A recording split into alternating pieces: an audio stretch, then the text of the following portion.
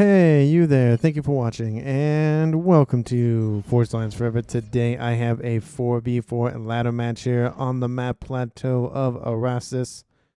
Let's go ahead and introduce our teams and our players, starting off with red team or team 1 up here to the northeast section of the map, ending with blue team or team 2 in the southwest. Starting off with the color orange player of Pico. Piku, I think it's Piku, going first, land as a Seraphim. He is an almost 1400 rated player. To his north, in the rear guard air side, we have a Judica. He is going first, land as another Seraphim in ruby red, and he is a 1700. To his west, we have Full Gum going first, land in Chevy Crimson as a Cybran, and he is 11 and a half. Rated player. And last but not least for team 1, we have Hal Bastek going first, land in Pac-Man Yellow as an Aeon, and he is a 1200 rated player. So for team 1 side of things, we have 2 Seraphim, a Cybran, and an Aeon. No UEF tech for team 1. Down here in the southeast, starting off, we have Bloodam going first, land as an Aeon, and he is in Tropical Ocean Blue, and he is a 13.5 rated player. To his west, we have Winter going first, land as a Seraphim in Royal Blue as a Seraphim, like I said, and he is a 12.5. In the rear guard air slide here for team 2, we have the player of Raider going first, land as an Aeon. He is in Stitch Blue and a 15.5.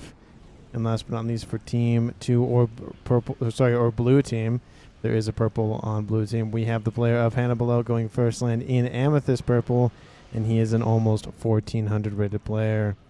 So for team 2 side of things, for the racial makeup, they have 2 Aeon, a Cybran, and a Seraphim. No UEF tech for either the southern team or the northern team. Apologies to those who love the UEF faction. Obviously, I'm included in that apology. I have to apologize to myself. But in terms of reclaim here currently on the map, we have 18,000, probably that's potentially 19,000 reclaim for 8 players. That's actually a decent chunk. It's about 2,500, I believe. I'm gonna do mental math in my head. 20k. Yeah, it's a little under 2.5, more like 2.4 thousand. 2.4k. So a decent amount. Nothing, but not 100,000+ reclaim. And in terms of mass layouts, of course, they are very spread out here. A couple of groupings here, kind of in the middle section of the map here, but really it's all individual. There'll be a lot of, quad or tri land bases built up here. Obviously, an emphasis to the west and the east side of the map. We have these civilian structures with walls. They actually are very tall walls. I kind of would like the developers to add like taller wall sections into the map, kind of like to prevent shots from T2 or T3 units, because the wall sections only really prevent T1 units. You can see how short they are. It's kind of hard to tell in comparison to the taller walls.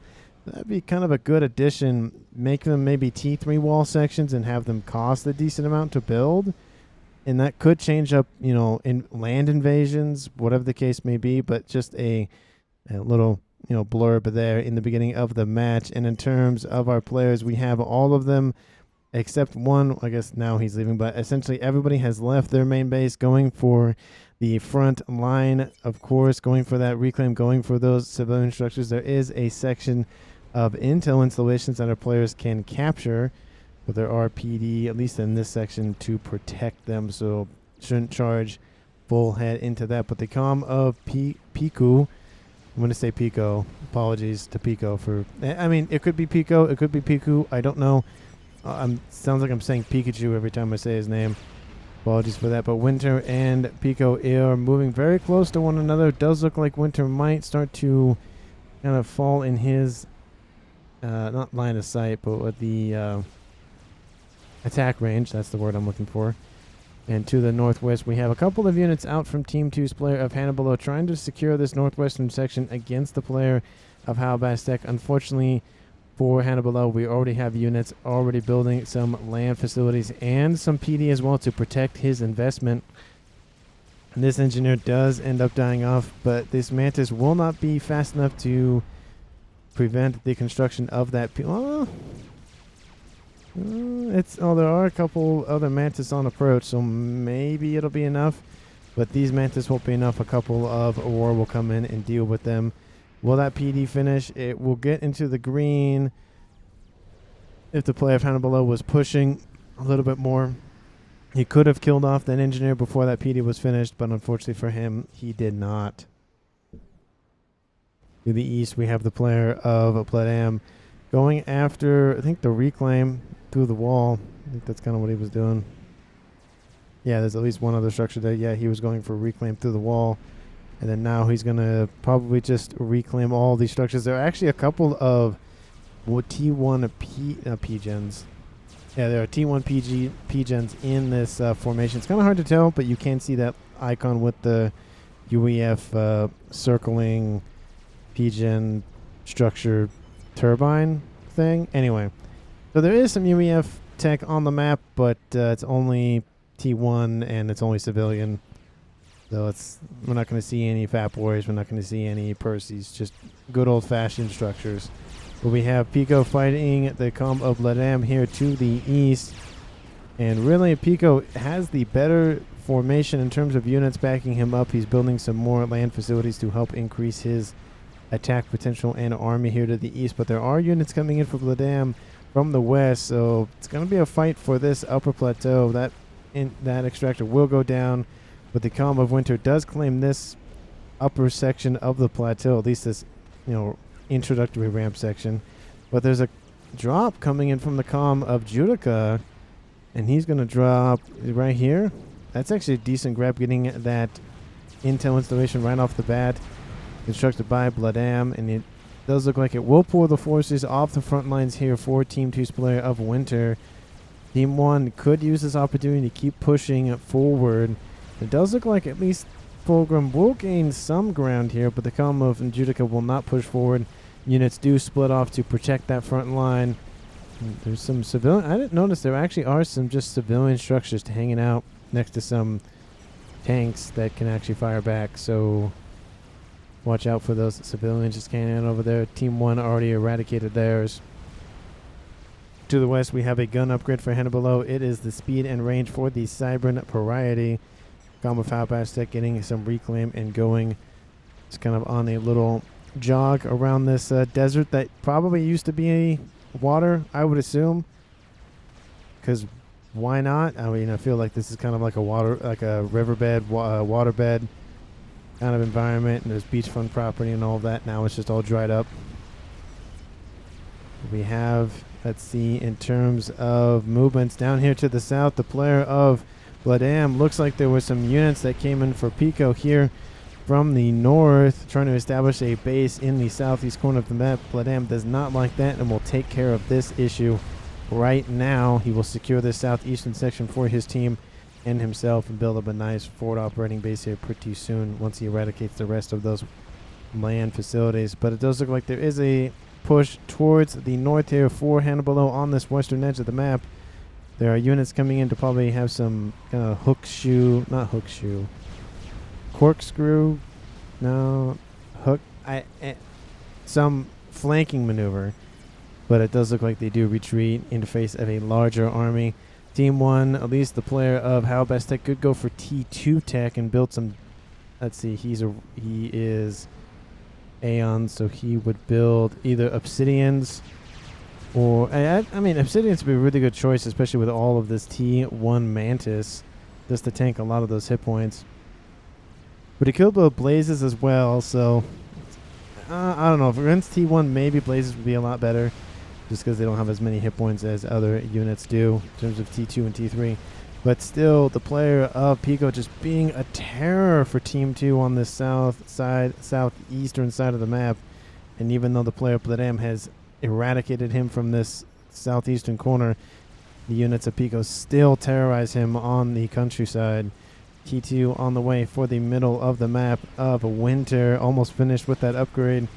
Those units coming in from Fulgrim are getting closer and closer. T2 is on the cards here for him as well, so we'll see some ES7, so we either see some rocket bots, the hoplites, or we'll see some rhinos, one of the two.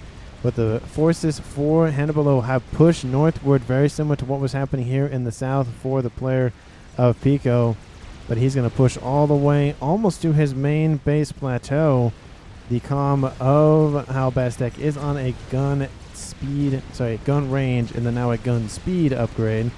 But he is going to have to cancel that before he gets surrounded, and that is pulling a lot of attention here for Team 1. They need to divert some more resources to this. A couple of bombers. It's going to take a while to chew through all of these units. The units essentially just walking it, or yeah, that's walking, hovering at the same speed. So units need to come in from this direction to intercept. A couple of blazes have been built, and we'll start thinning out those numbers. But a lot of attention is diverted. And this will allow the Team 2 player of Hannibal to gain some ground. And also for Raider as well. He's going for gun speed as well, starting the Aeon Sniper Comm. And now units coming in from Hannibal as well, going across the middle of this waterbed desert area thing for Team 1. And really just distracting a lot of Team 1. You can see there are units starting to pull back. A lot of AA guns are not really going to do anything against Mantis. But there are some other Mantis and Medusa on the way. Judica could come in and assist as well. He does not have any upgrades, but his comm could deal with a decent section of those units and just gain some veterancy for himself. The only bright spot for Team 1 so far is the player of Pico, just constantly just being annoying for Team 2's player PLATEAU. And in terms of ecos so far, we have 223 for Team 2 and 231, so pretty much about the same for both teams. And in terms of total mass accrued, Team 1 is actually in the lead just by a little bit. But again, couple, 10, 15 minutes in the game, being down by 10, even 20, maybe 30 mass a second is not a big deal. It's only when you get to the hundreds or, even 1,000 is obviously when it becomes a huge issue. We have the comm of Raider with his gun, speed, and range commander. Doesn't have the advanced range, but does have at least the first upgrade 2 going for that. But a strap bomber over the top for Team 2. Well, we know they have T3 air tech. Was about to look at that, and there goes a T2 mix here for the player of Halbastek. Another bomb. Where is this one going after? It's going after this Bijan. Very good grab. The bomb does drop interceptors on an intercept course. With that bomber, they are going to kill a lot of those hit points. Trying to get a second bomb or third bomb again. Will they get it off? Yes, he does. Goes after those pigeons. Takes out the air facility. Is still online. There he goes. He is dead. Team 1 does have T3 air technology as well. GG strat. Says Judica. Drops 1100 mass and kills. Not as much mass, unfortunately.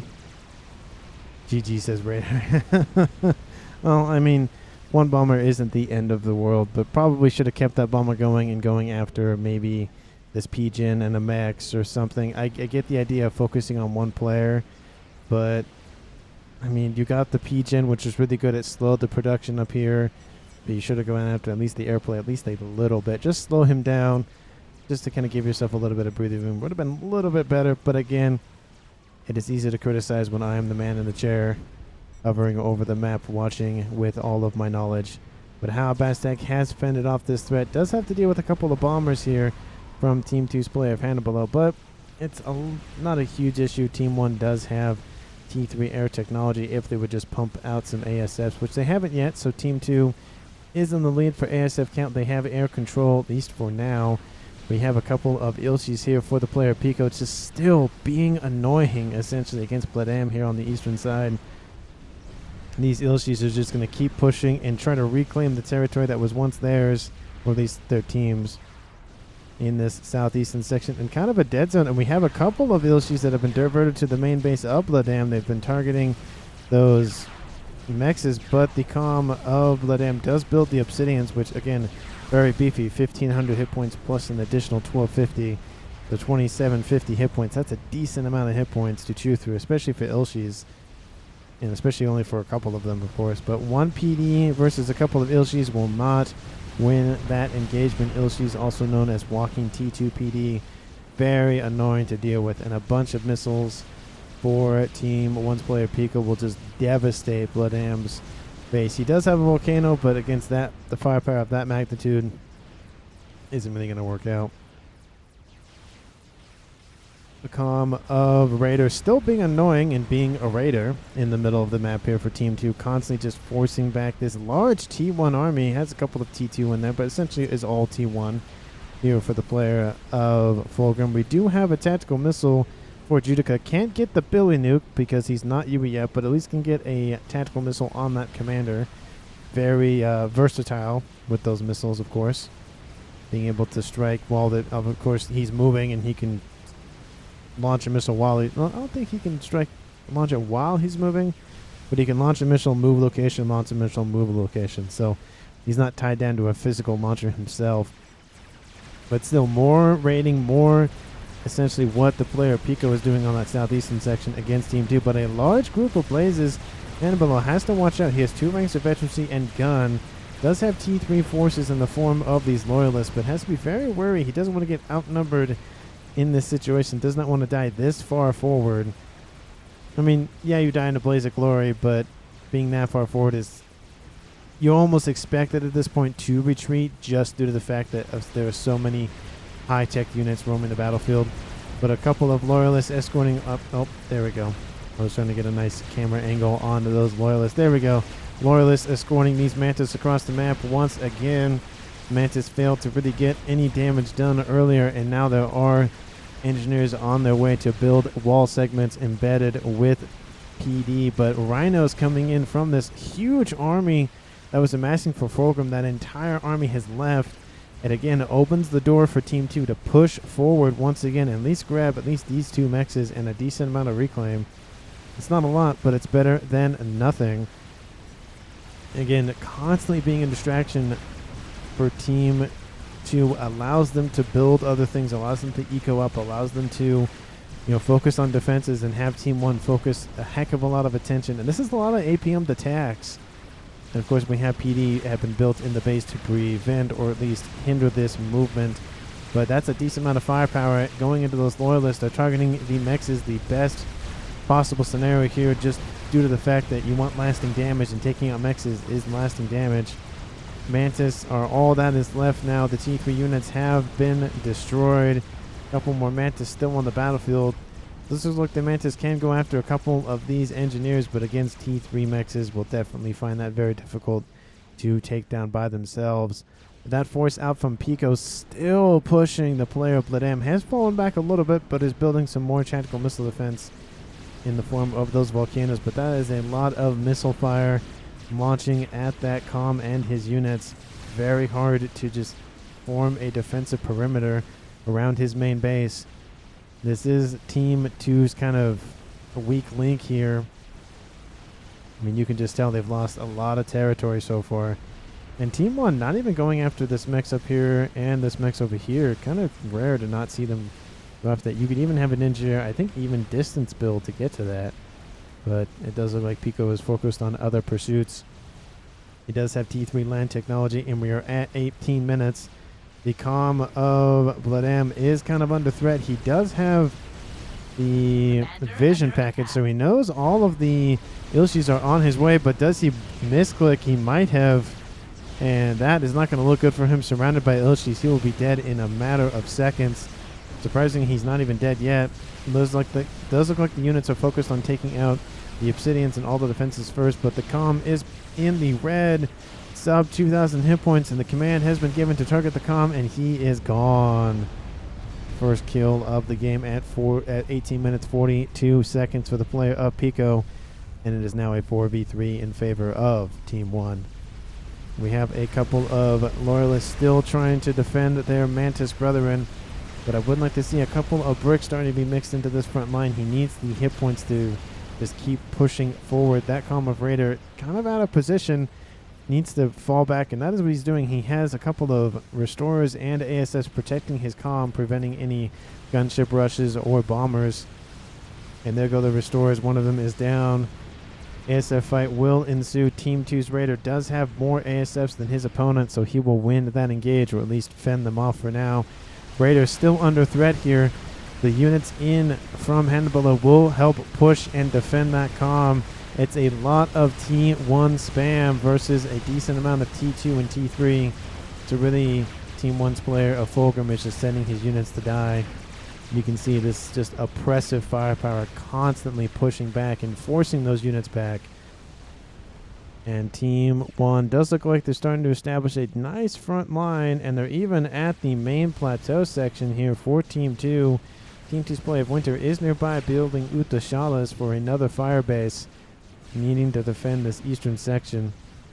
And Pico is just constantly spreading his influence, building more and more land facilities to pump out engineers and units. T3 Otham tanks are making their appearance here for the first time on the southeastern side for Team 1.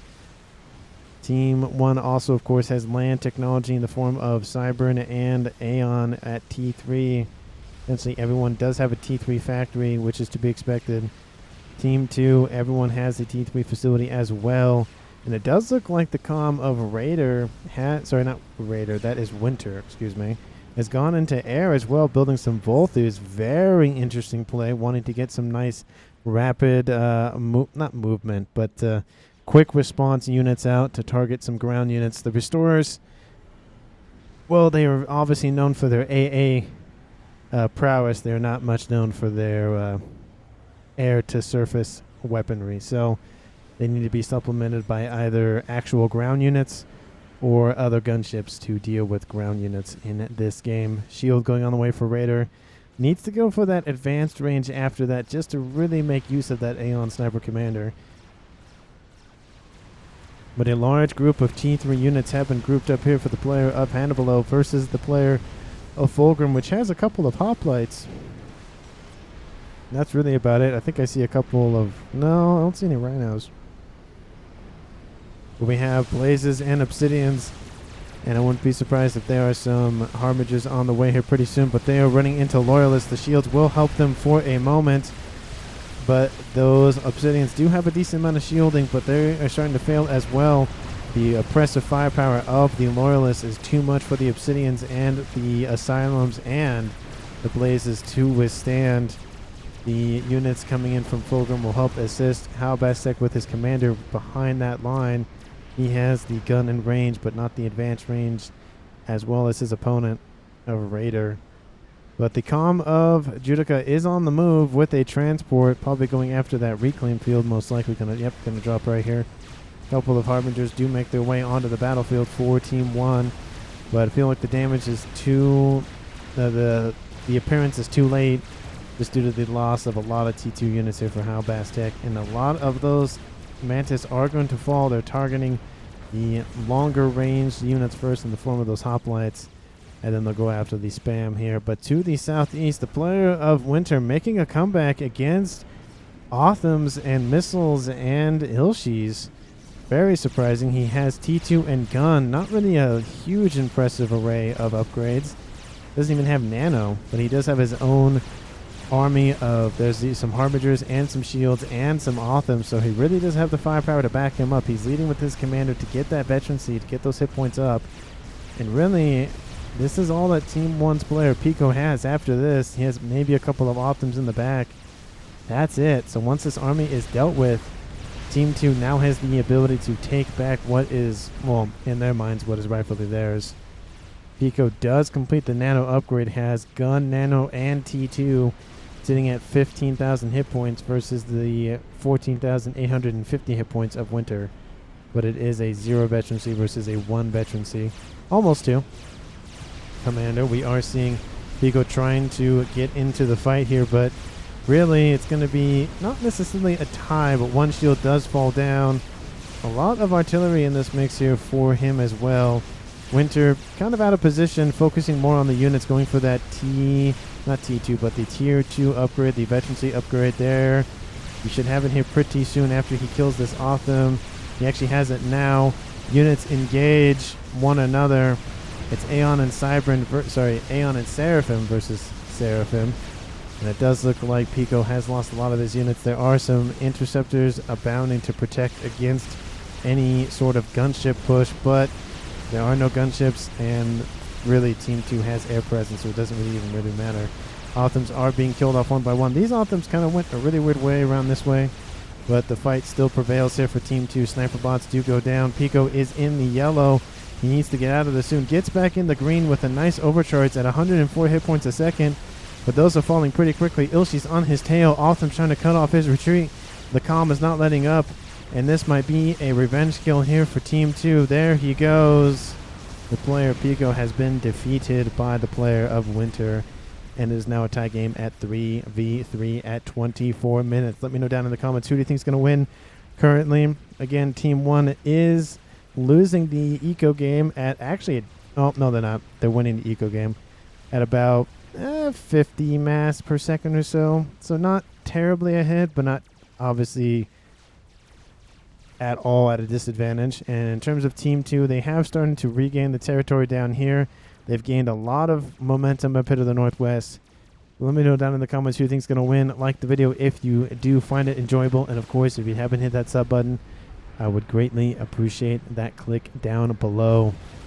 Bricks now starting to augment these forces here for the player of Hannibalo. Lot of hit points. They are slow moving, but they sure pack a punch.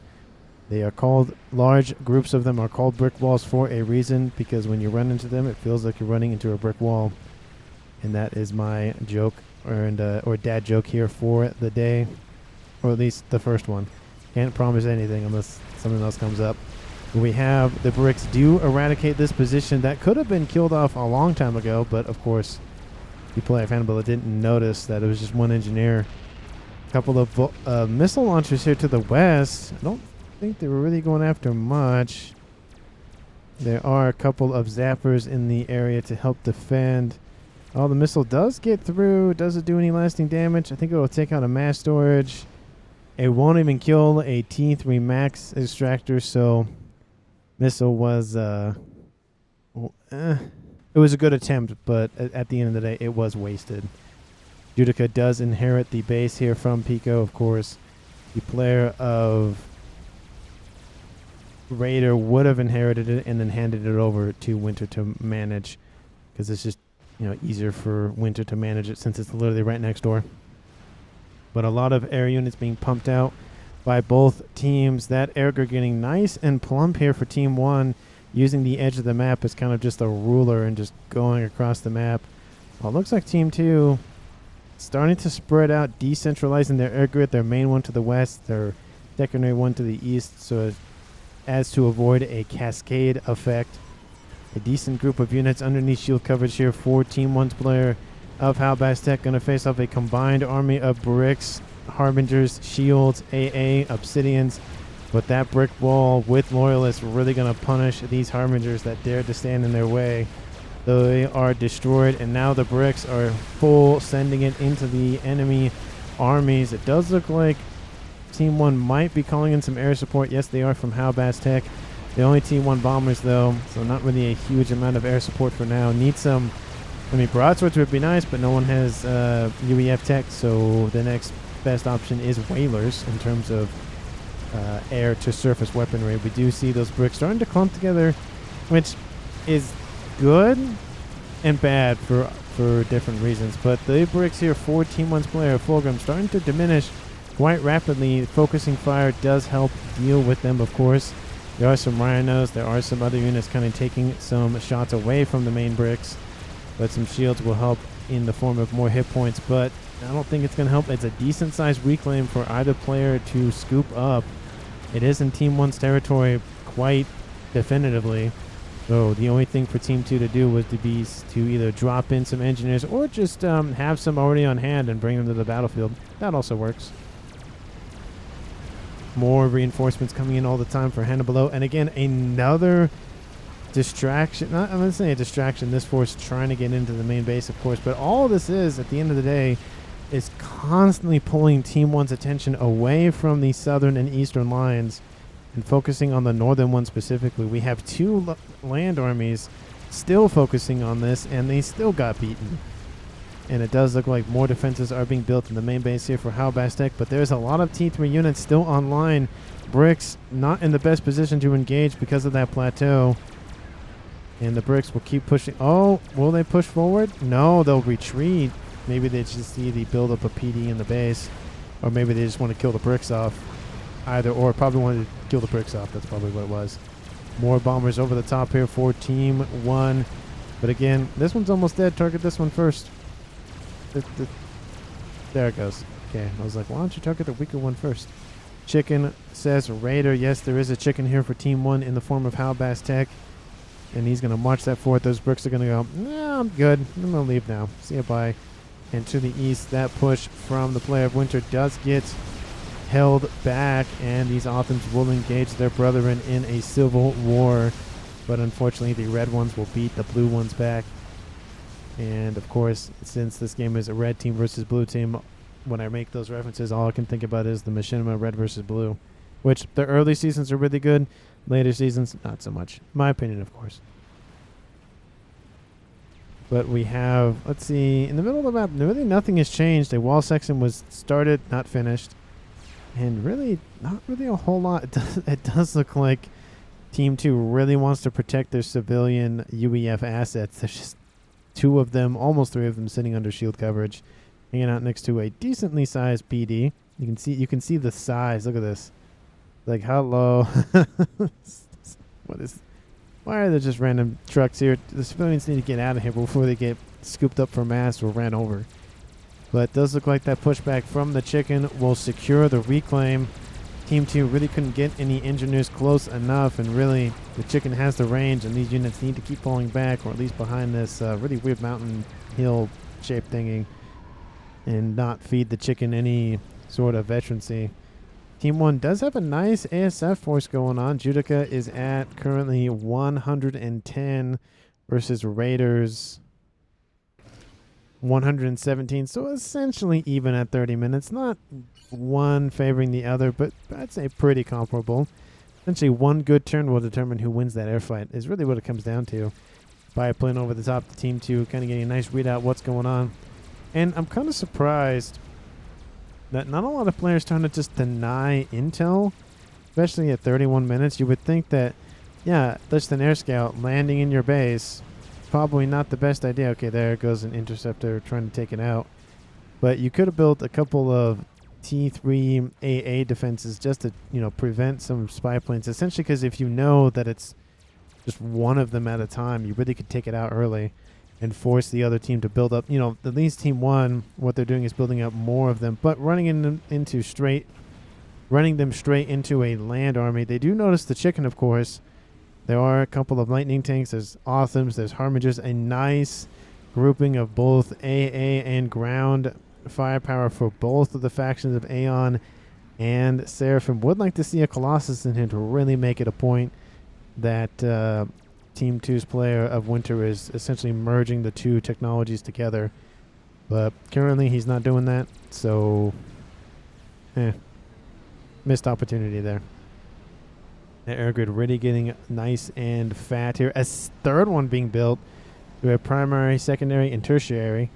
Here for Team 2's Player of Raider. Does not want anything, doesn't want one cascade to kill everything. But that chicken is going to push this western flank here, and Team 2, without these forces, doesn't really have anything to defend against it. I don't see any experimentals. There is a crab under construction, but it's going to be a couple of minutes. I don't see anything else here for Team 2, not even a Colossus. Really missed opportunity. There is a second chicken on the way to the east here for the Player of Winter. His comm will retreat the front lines. Does have nano, is at 20,000, but probably not the best idea to be on the front lines. More and more units grouping up for a confrontation. Does look like Team 1's doing the same thing here for Judica. It's going to be a nice confrontation. Probably, I don't know, maybe, I'm assuming Judica will wait for Winter to attack. Maybe vice versa, but they're not going to both move in. One of them's going to move to the other one is usually what happens. But it does look like a couple of bricks down the middle west section of the map, starting to just take out a T3 mechs, and those bricks will come in to intercept. The bricks do look like they're going to kill off that T3 mechs. It is pretty far forward. Do they keep it online? No, they don't keep it online. Definitely unfortunate here for Team 2, but in terms of mass, they're not really hurting. They're at 958 versus 850, so 100 mass a second ahead here for Team 2. We are at 33 minutes. We should be seeing at least some sort of, artillery. We see an Awasher. There we go. There's an idea of how to win this game.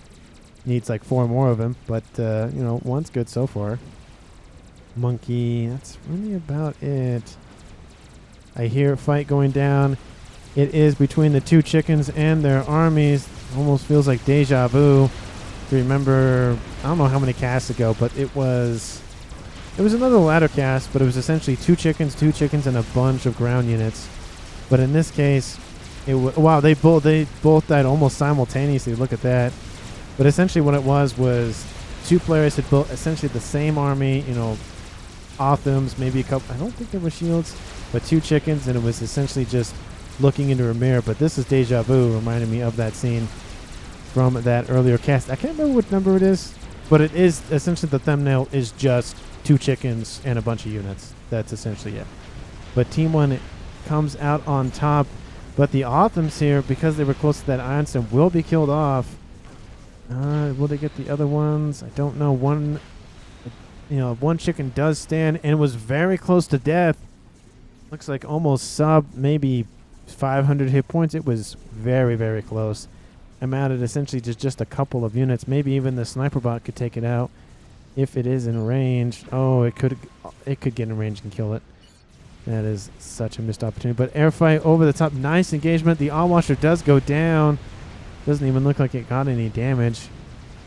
Very unfortunate. That's essentially a mass dump here for Team 2. Looking at GG Bob. Rare making that comment from earlier by, I think that was by Judica. That was a nice mass gift of 26,000. Yeah, that's a decent chunk. That's 1 monkey. Just free right there. Obviously, they probably won't build a monkey. They'll probably just put it into a crab. But, you could build a monkey with it. The chicken will push forward with brick assistance from the east. Does look like Fulgrim and Halbastek are working together to grab this western section. They've kicked Hannibalo out of the northwest, so now they're going after the west directly. Team 1 does look like they're getting a nice kind of, better percentage of map control, at least at 50% minimum, if not close to 60. But a group of bricks moving to the east. These will be spotted if Team 1 is paying attention. They do see it. They're going to drop some bricks into this corner, and I don't know where they're going to go. You can't really drop anywhere here because they'll just be killed outright anyways. It's not really worth the mass. I mean, I like to think that they were just like special forces waiting to drop, but not when they're seen. It kind of defeats the purpose if they are seen before they drop. But these bricks are taking out a couple of these mixes on this really high upper plateau. And it does look like they'll take out one, but not the other mechs. Of course, I think were those maybe those ASF, but they look like, oh no, they're bombers. Okay, they just look like Corsairs for the moment. But the engagement does happen. That second chicken does end up dying off to that 3rd chicken. Got its revenge from not dying earlier. Team 1 is reclaiming this section nice and fastly for the most part, but Team 2 does want to claim that. That's 4 chicken wrecks. 2 of those do belong to Team 2. They want that mass back. But a Monkey Lord over the top with a chicken in support, facing off against a crab. That crab is running away because that's a huge amount of units incoming. Here they come, coming down that hillside, chasing that crab. It does not move very quickly, and just look at all the harbingers, look at all the bricks, just funneling in. The crab turns around eventually anyways. I feel like that's a lot of wasted time to just go after the Monkey Lord. There is the Monkey Lord getting some shield assistance, but that crab will not kill him off. Would have been close, but there it goes. Monkey gets some veterancy as well. This is a huge threat for Team 2. The only thing that Team 1 really should do with it, well, they have 2 choices. They can either retreat with it or they can push with it. I feel like in this regard, they would probably assume to push just because they think there's nothing here. They just see the calm down here and they're like, ooh, that could be an easy calm kill. Does look like Judica's pushing the middle of the map now with some sniper bot support. And he's starting to lose the eastern section, but pushing back with a bunch of Zooey. Zooey spam very effective for the Seraphim, of course, but that chicken does go down as well. Team 2 now has 2 chickens in reserve now. That's a lot of firepower to push on that eastern side. Bricks and Monkey constantly pushing forward. Team 2 needs to deal with this. That crab needs to come online, and now. Not soon, not tomorrow, not next week, like 10 minutes ago. But a donut has been completed. A czar for Raider. This is a huge advantage, essentially because Team 2 has air control, not dominance. Team 1 still has air, some form of air, or at least a decent amount of air that could still kill a donut. But now they see the donut and go, I don't like this. I don't like the laser from the sky that we really can't shoot at. It's going to go after... it's going to go after the bricks first. Very surprising. Keeping the mass, at least on the southern portion of the map. Does look like it's going to follow the... Oh, nope. It's going to stop firing and go after the chicken. Kind of needs to decide what it's doing. You're wasting precious time. Those ASFs are on a collision course. Do they stop? They stop. ASFs come protect it. Will they engage? They do, sort of. They get a couple of shots into some ASFs, but not really any lasting damage in terms of the overall group strength. But the monkey is now grouping up with the chicken now. Probably not the best idea for this laser that, is in the sky. There is some flak on that chicken, but not a lot. But another experimental hit for Team 2 from Hannibal is pushing forward. It's a chicken on chicken action. But it looks like, of course, the advantage goes to Team 2. That monkey is still alive. And now the laser is targeting the chicken directly. Getting a nice picture with another chicken coming in for assist. Doesn't look like it's going to really go Team 1's way. That monkey lord is crossing the middle of the map, but there's nothing here now. Kind of pointless. There's a large group of sniper bots that are just going to be picked off one by one. And still, that Czar is in the yellow, but still alive. Just waiting for those ASFs to come in from Team 1, but it's not going to happen. To the northeast, we have 2 chickens defending their property, with 2 chickens coming in to try to assert dominance. Doesn't really work out for these 2. Bunch of bombers are built up in reserve. A 3rd chicken is built. They have a nuke launcher. I saw it a couple of seconds ago finish off, but no nuke has been finished in its silo as of yet. A 2nd Czar is under construction, already halfway done. Team 2, do you have any sort of plans to end the game? I mean, mass Czar is an idea, but it just takes a while. You really have to have the mass all at once. But is that a missile or is that artillery? That is a missile. A T2 Mechs is taken out by a missile. Looks like that's TMD. Probably it came from this direction, so I'd assume that's TMD. Where that missile came from. Anyway, large group of bombers are building up. Probably going to target the chicken in the middle of the map. By itself, not the best idea. I mean, it's an idea, but not the best idea. Nice air grid for Judica, just pumping out all those bombers constantly. Team 1 isn't any... Oh, nope, they have an artillery. Probably shouldn't build it next to the nuke. I get you want to conserve power and mass and use the same shield. I get that. If Team 2 had artillery, that is the first... If I was on Team 2, that is the first thing I would shoot at if I saw it was the nuke and the artillery. Not the best idea, putting all your eggs in one basket, which calls back to another thumbnail. I think that was number 20 or something. It was a really early on one. Crazy that I'm at 136 is I think the number. 135, 136, whatever number this is. It's hard to keep track after a while.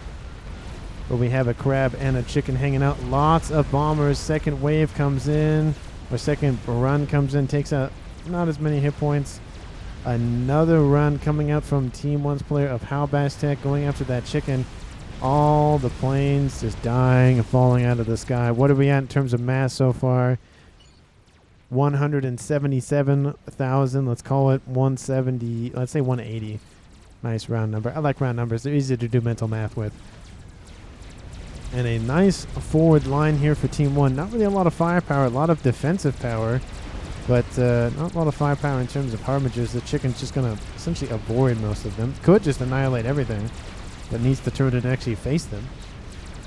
There are some engineers that are just trying to feed their families. They're going to die off, unfortunately, here. There is a Colossus inbound here for Team 1, and that chicken's going to die very quickly. Once the laser opens up, a couple of seconds later, and it's gone. But the Crab will win that fight. The Crab has the better range. The Colossus has the better damage. But essentially because the Crab has the easier engage and can fire obviously at a greater distance and can fire while moving backwards. And there's 2 Zars overhead. The Crab is going to win that fight hands down. There's the second laser coming in to assist. Bombers over the top just to, add insult to injury. That Colossus was killed off. And a group of Zooey coming in from the player of Judica, probably just to distract Team 2. But a nice group of Volters will just go away. Shoo those away. Shoo, go home. D1 bombers to come in and do something. I don't know where they're going. A couple of ASS will deal with those pretty quickly. But now 2 Zars here for Team 2. That artillery is already that's going up pretty quickly. 600 mass a second. That's a decent amount of mass here. In terms of totals, Team 1 is winning. If I say Team 2's been winning, Team 1 has been winning. You probably made that comment a couple minutes ago, like that's actually Team 1, not Team 2. It just goes to show that purple, again, make it just be the red color. And make the, instead of the yellow color, just make it the Stitch blue color. I mean, yeah, ruby red and Stitch blue, very easy to read. They're bright. They actually, red team and blue team just makes more sense instead of yellow team and purple team. Don't know why purple is the first color. No idea. And yellow, no idea. Give masses. Judica, don't push red. Well, the other red, crimson. We make arties. We make arties now. Yeah, I mean, that's one way to do it. But I think those Zara have a better plan in mind. It looks like they're starting to just comb this eastern side. All those engineers and Zooey, that's a multi-kill right there. 115 kills on this Zara, 12 kills on this side. This is the main Zara, and this is the backup singer, the backup DJ. And that Crab is still pushing westward, northwestward, now eastward, but on that western side. Artillery raining in from this position, going after... Are those bricks still there? Are they going to die to artillery fire? No way they're going to die to artillery fire. That'd be really funny. They are close enough to... Oh, they all get taken out in one shot. Ooh, ouch. Maybe Hannibal forgot that they were there? Could have dropped them up here to help support, but did not do that. 3 chickens versus 3 chickens. 3 chickens? 1, 2, 3 chickens. A bunch of AA and a monkey. This could be the push to end the game here. Maybe, maybe not. The artillery now raining on this position, going after that air grid, but decent amount of the air grid has already been shielded up. That stupid yellow dot is actually underneath the map, technically. Did it go away? No, it's still there. Go away.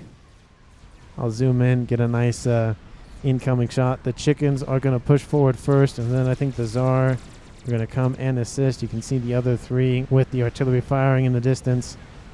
I think there's some ASF, I'm assuming. Yeah, those look like ASFs.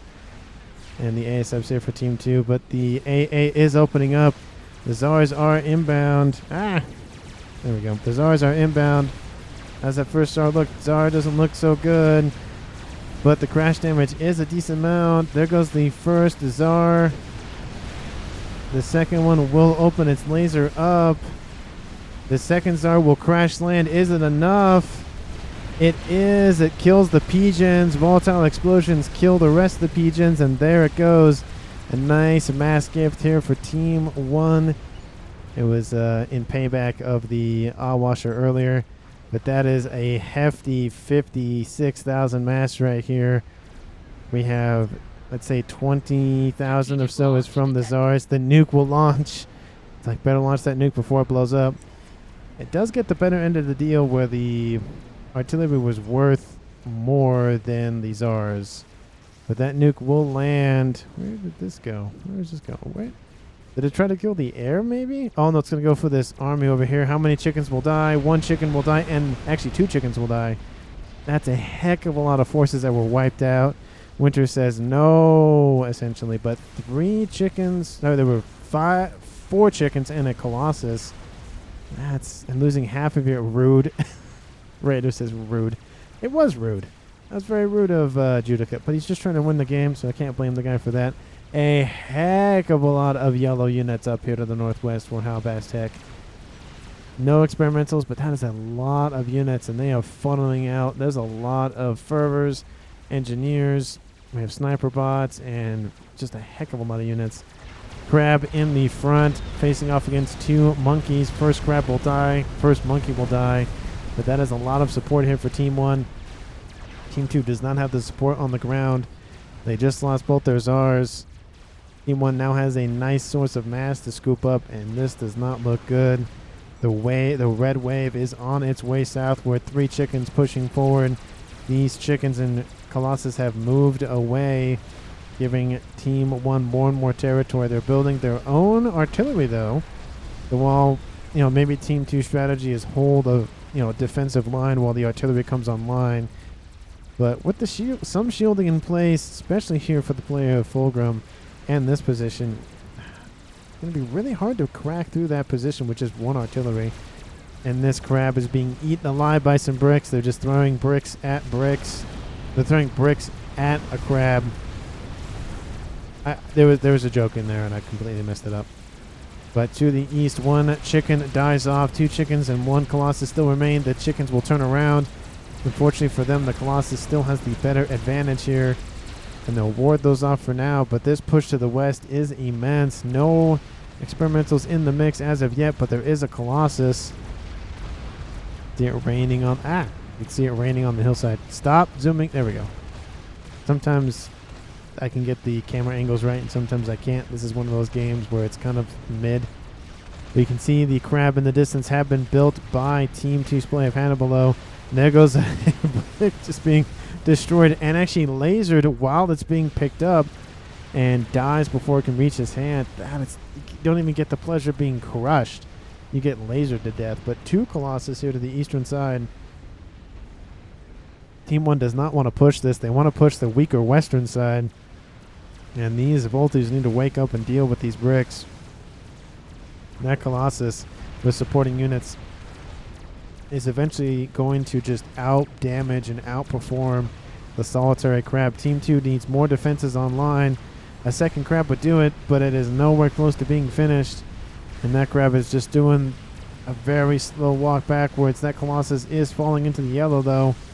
And it's going to take a while. There are Harbingers reaching their targets. Where did those Voltus go? They went back here. Okay, Winter, you can use the Voltus to help assist. There is, well... At least target this. You could... Okay, there they go. There they go. But the damage is already done, unfortunately. And that Colossus will die.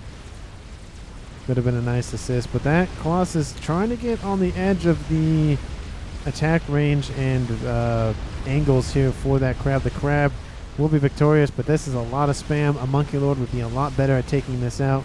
A lot of fervor fire. A lot of Harbinger fire. We have... T2 Ascendants, Flak AA. The crab doesn't care, and there goes the fervors opening up more. There goes the crab, going to crush some of those sniper bots, and man, this is just an artillery long-range push. Not looking good. That crab has been abandoned. Team 2 looking like they're on the ropes. They're dealing with the push to the east. They have the east pretty well under control. They've lost a decent amount of experimentals, but still have 2 online. But it's really, this is the main crux of it. If Team 1 can invade with their what about game, says Hannibal. Oh, this was an interesting game for sure. There goes a strap bomber. There it goes. It falls out of the sky. These fervors, these sniper bots, couple of harbingers are just being very menacing. A lot of flak.